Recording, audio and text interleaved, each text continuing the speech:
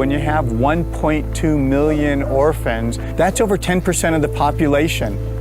For some strange reason, people have a desire to help in all these other places in and around the world, but Zimbabwe seems to be the forgotten country. So many of the children that we get are literally put in a trash can and abandoned. One of the big challenges is even to just hope that they live and make it those first few weeks. One of our kids, when she was 3, her mum took her to the road in Bulawayo, and the mum said to her, "I'm just going to get something," and she never came back. I've always known I'd be doing something with children and with the poor, and I just thought, there's something I can do here. I could make a difference. One day, Jenny, being Jenny, just basically storms into my office and starts to tell me about her visions that she had to help people. And really, once she started talking about these homes that you could put children in and create homes for children versus putting them into an institution, immediately my wife and I both said, you know, this is exactly the type of thing that we want to be involved with. And I believe what I had was a God-given vision, that if we bought a piece of land, we could have 12 houses all on the same piece of land. So we went looking for a property and we found this place, Harvest Family Village.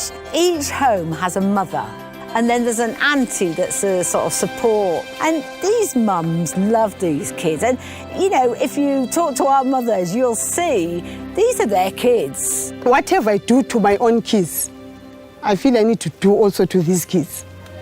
You become so attached to them that even when one leaves, it becomes so difficult to let go.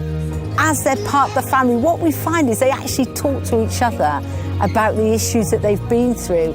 They get a lot of healing just by that.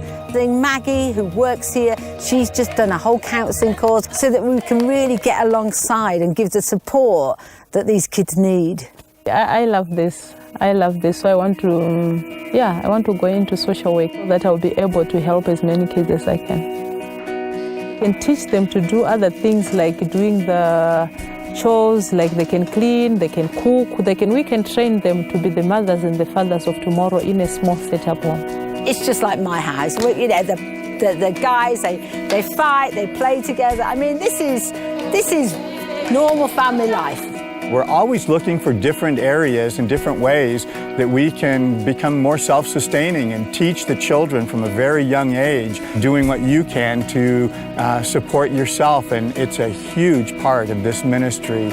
We're always going to need some support, but we're doing everything we can to be as self-sufficient as possible. We've got a chicken project going and we sell eggs. You'll see in the homes, they've all got their own small gardens because we want the kids to take responsibility and to get involved. You know, they want to eat, they grow stuff.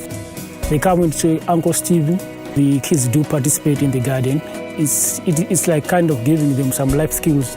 Every morning when I wake up, I'm just feeling that at least I must change something in each and every one of our children that we have here.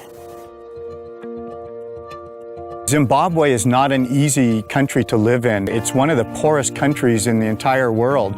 And so just to be able to get funds to feed the children, pay electricity bills, pay water bills, everything is a challenge. The real cost of a child is $300 a month. Nothing's free here, so everything has to be paid for.